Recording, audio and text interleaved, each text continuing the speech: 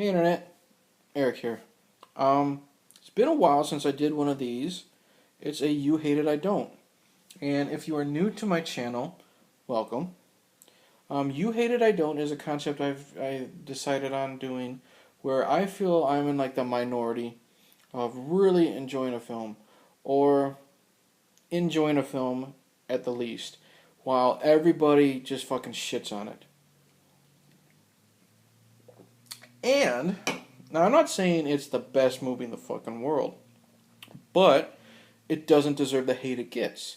And if you've seen the title of this video right here, you might be surprised that I'm talking about Critters 4. Now, if you've been following my channel, you know that I've been over the past few months slowly reviewing the Critters films. Absolutely fucking love Critters 1. Critters 2, for the most part, I do enjoy for what it's worth. Critters 3, I gave a barely passing grade. And I'll explain why Critters 4 belongs in You Hate It, I Don't. And I will put it above Part 3. And Gollum, if you're watching this, I know you just probably had a fucking heart attack. And because I absolutely know you hated Critters 4. But hear me out. Again, like I said, if you're new to my channel, welcome. I do discuss potential plot spoilers, character spoilers, what have you. But, anyways, Critters 4 came out in '92. It was filmed back-to-back with Critters 3. Don Opper is back as Charlie. Terrence Mann is back as Ugg. We have Brad Dourif. You might know him from, he's the voice of Chucky the Killer Doll. He was in the 2 Rob Zombie Halloween films. He played Grima Wormtongue in the Lord of the Rings trilogy. And we also have Academy Award winner Angela Bassett in a Critters film. Go fucking figure. Critters 4 was directed by Rupert Harvey. Okay. Anyways, Critters 4 takes place exactly when Critters 3 ends. We even see the ending of Critters 3 as the beginning of Critters 4. Now, Charlie has just helped kill the critters and save the people in the apartment complex, which was the end of Critters 3. And he is contacted by Ugg. Ugg is played by Terrence Mann. He was the main bounty hunter in Critters 1 and 2. And he is told he's in direct violation because Charlie just found the 2 critter eggs. And he's in direct violation of whatever code it is, where you cannot destroy a species, no matter how dangerous. Ugg sends in a retrievement pod down. Charlie puts them in the retrievement pod, and he is accidentally locked in the pod. And Charlie then goes from the year 1992, and he is sent into the future after being stuck in frozen animation, or was it suspended animation, whatever, and he goes to the year 2045. And it must be suspended animation because when we next see Charlie, obviously he hasn't fucking aged. We then meet the salvage crew, headed by Captain Rick. Then we have Ethan. Ethan is an apprentice of Brad Dourif, wonderfully named Albert. Angela Bassett is, I think, the co-pilot. We meet Bernie. He's just like an asshole worker there. And they come across the pod. They find out it's owned by Terracorps. And Terracorps is headed by Commander Tesla, which is played by Terrence Mann. Now, Terrence Mann, like I said, played Ugg. So, a lot has happened in this many years. And Tesla says we'll give you 3 times the amount of your salvage pay if you give us the pod that we thought we lost all these years ago. And whatever you do, don't open it, blah, blah, blah. Rick decides, hey, I'm going to take this and sell it on my own. Fuck these guys that I'm with. He opens it up. Charlie gets out. Critters kill Rick. The rest of the movie It's basically kill the critters to survive. They are on a,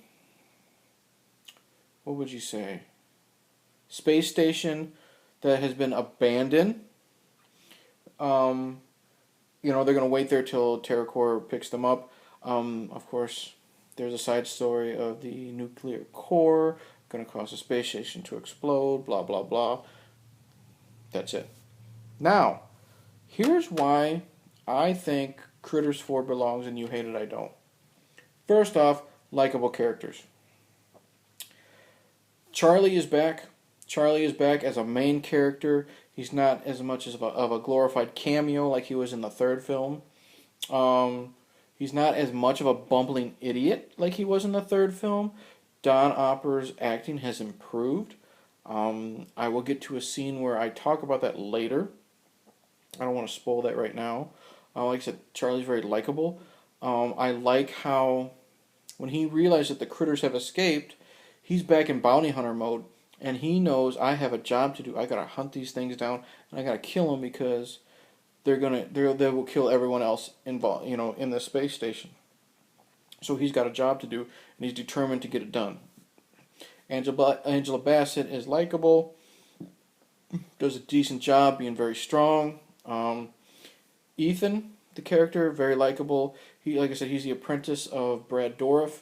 He's also respected by Angela Bassett, but he's also very sympathetic because he's picked on by Bernie and picked on by Rick, the captain. So, like I said, he's very likable, sympathetic because you see that he's picked on and treated like crap from these two characters. Rick is great as the asshole captain. He looks like Mick Jagger looked like in '92, but with shoulder-length hair.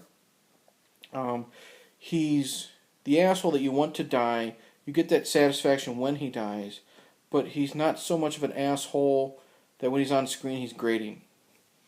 The guy who plays Bernie, he's like I said, he's this somewhat of a bully towards Ethan, but then there's also times when he confronts Rick. He thinks what Rick decides what he's doing is wrong. So likable characters. Some somewhat good action sequences. Not really action sequences. Like I said, when a character is attacked in the pharmacy, that's somewhat of an intense scene. I mean, the fact that the person has to act like they're being attacked by two gigantic stuffed animals, I guess, really good. I love the use of the blood splattering on the floor, so the person is tripping on the blood on the floor, and that looks really good, the red blood on the white floor. Let's see here. I remember, I could have sworn that I thought the film dragged way back then, but maybe that was just because of the reputation. I didn't think it dragged at all, and this is the longest Critters film. I think it's like 1 hour and 40 minutes, and it doesn't feel like it drags at all. I think the Critters effect look good. Like I said, I've always loved the way the Critters look. I think the Kyoto brothers were still involved here. There are some downsides. I will say that score is very weak. I will say that some of the effects are crap. When Rick gets it, there's an effect where a critter gets in his mouth, and his cheeks kind of swell up like 3 times the normal size, and it just looks fake. There's no way a critter that size would fit in his fucking mouth. And he's running around, with this fake critter hanging out of his mouth and these bad appliance effects. And then it just looks fake and dumb and stupid. And then they try... I like the concept where you have a camera shot inside Rick's mouth and you see the critter kind of gnawing inside. That was a neat concept. I just thought the execution was bad. It just looked too fake. Other than that, though, there's really not that much I dislike other than a weak score and Rick's death. Because, like I said, the flow is great. The characters are really, really likable. The asshole characters that you don't like aren't as unlikable as like you hate every time they're on screen. You're glad they get their comeuppance. Special effects for a straight-to-video film in '92, decent. Like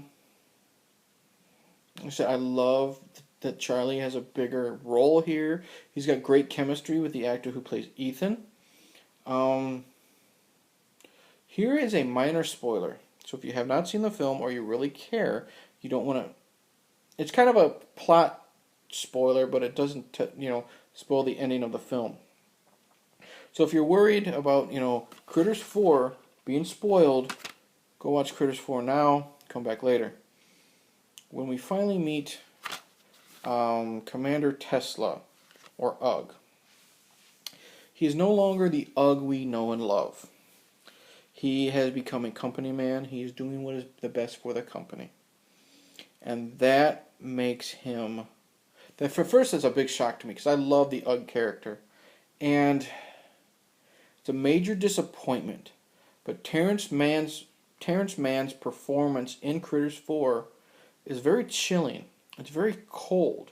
It's very calculating. He's got a job to do, and he's going to get it done. And you're like, holy shit, this likable character from the first and even the second film has now become this cold and calculating character. You respect the way Terrence Mann has taken this character and changed him. One of my favorite scenes, and this is where I'm going to praise Don Opper, is when Charlie realizes what Ugg's doing, And there's a standoff. I won't get into anything more, but there's a standoff between Ugg and Charlie. And you see the pain in Charlie's face, the emotion, how his heart's torn out. This was his friend. Charlie had nothing going for him back in Kansas. Ugg took him with him, trained him to be a bounty hunter, became his best friend. And now he's seen what his best friend is doing, and it's ripping his heart in half. And you see it in Don Opper's emotions. You see there are times when he looks like he's going to tear up. His jaw is starting to shake a little bit. It's a really good emotional scene, and I absolutely love it. And then what happens with that scene makes perfect sense, and I enjoy that as well. So I honestly don't get why Critters 4 gets so much crap. I mean, maybe Critters 3 was so unlikable and such a huge shift in the way that the films were that maybe Critters 4 was like dead on arrival when it came out, but it really does not deserve all the shit it gets. I like how Ethan has the last of the critter eggs, and he is taunting Ugg with them. I won't say what he does, but he's taunting Ugg. You see Ethan go from this picked-on young man to like this man who standing up to these stormtroopers and Ugg with weapons drawn on him. He doesn't care. He's not afraid. What else? There's a nod to Alien where they're crawling through the air duct, so that was kind of neat. There's a garbage chute scene where they're stuck in the garbage and they're going to get jettisoned, so that was a cool Star Wars reference. So it's not a fun movie, but it's a wink nod to that. Does not deserve the hate it gets. Like I said, strong performances, decent special effects, likable characters. What happens with Ugg, the final scene with Ugg and Charlie, very emotional. Flat out, I'm just gonna say, doesn't deserve the hate. I'm trying to balance my iPad here. Anyways, yes, Critters 4. You hate it, I don't. I absolutely do not love this film, but it is a lot better than I remember, and it doesn't deserve all the crap it gets. I will place this above Critters 3, and I will take that to my grave, as stupid as that sounds. So yes, give Critters 4 a shot. If you watched Critters 3 and you were absolutely disappointed, still give Critters 4 a shot. even though the absolute ending of this film I thought was stupid. But I'll leave it at that. It doesn't ruin the film. Critters 4, give it a shot. Give it a chance. Give it a watch. I don't know what else to say with give it in front of it. But that's it. I will say I was pleasantly surprised with how much I enjoyed this compared to what I thought I was going to think about it. So that's it. Thank you for watching. Please like, subscribe, share, comment below, tell your friends, tell your enemies, tell anybody, whatever. Check out my reviews of the other 3 Critters films, or any other video that I've done in general. Let me know what you think. I will say cheers, and things change. One of my favorite lines in Critters 4. Things change.